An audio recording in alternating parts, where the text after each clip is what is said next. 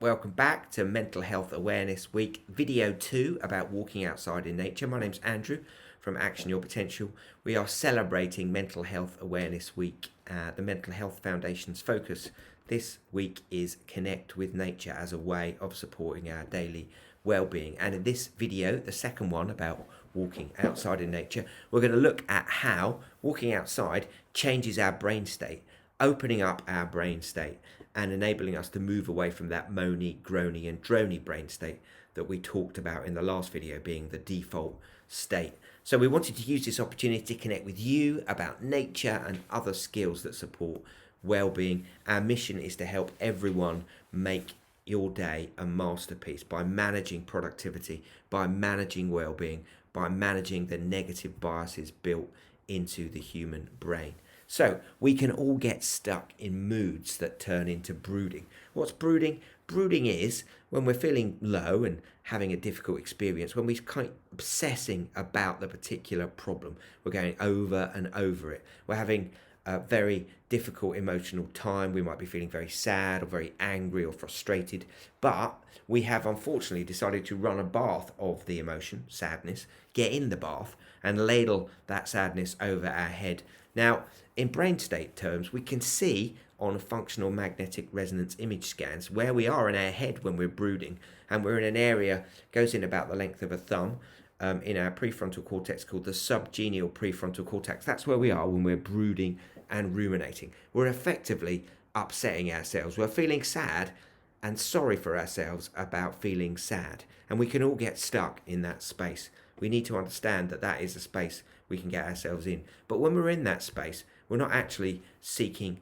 solutions. We're stuck at the back of our prefrontal cortex, the bottom and middle part, which is all about us. We're thinking about ourselves. We're thinking about woe is me. How is what's happening affecting me? How did situations in the past like this affect me? We're experiencing mood congruent attentional bias. We're thinking about all the previous times we were sad.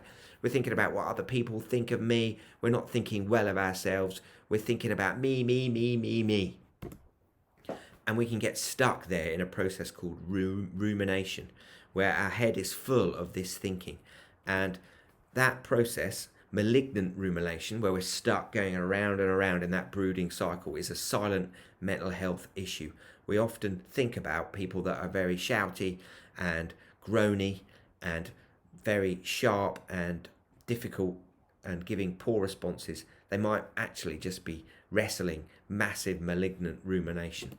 It's a huge silent mental health issue that affects young people and adults equally. And it's when we're stuck thinking highly charged emotional thinking at the back of our prefrontal cortex. Excessive rumination can then leak out into our mind-wandering network, filling our whole head and our whole imagination with dark thoughts. The whole space is resonating. We're looking out into the world and we're seeing sad and frustrating things. We don't feel as if we can find any hopeful thoughts in our head. Where we need to get our thinking is up to the top and sides of our prefrontal cortex, up here at the back, at the top of our prefrontal cortex, but basically just beneath our forehead, up at the top and the sides. And how do we do that?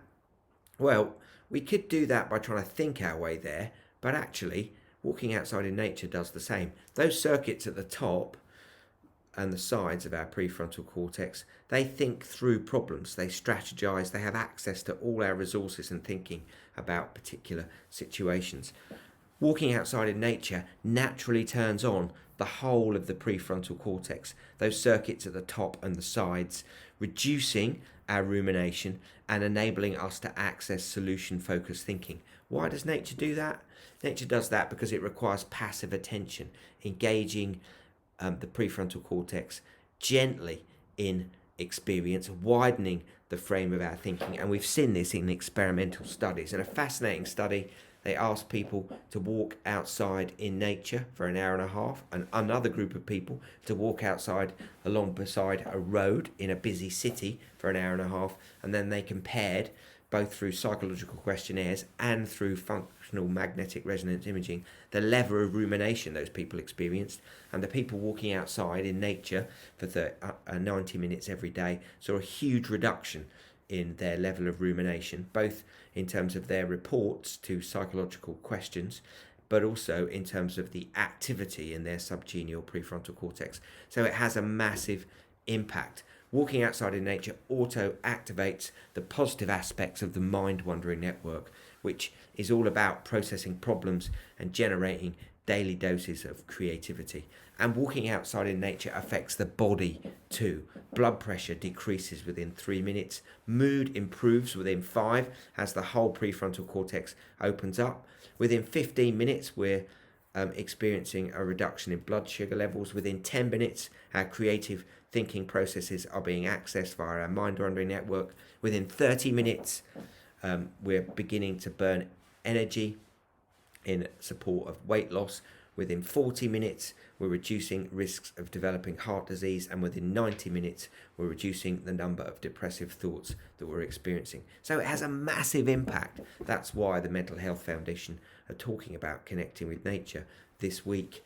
It's a beautiful day for a walk. Get outside, look after yourself, and remember the downward spiral. Sometimes we're in a mood. Sometimes we're stuck ruminating. Sometimes we don't feel like doing things, so we stop doing those things, so we miss out on the positive benefit. Sometimes we don't feel like going for a walk outside. We don't feel like seeing our friend.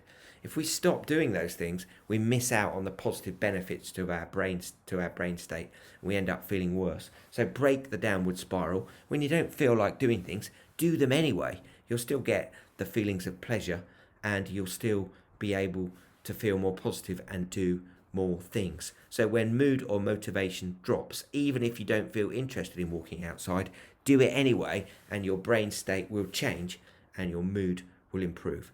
Thank you for listening.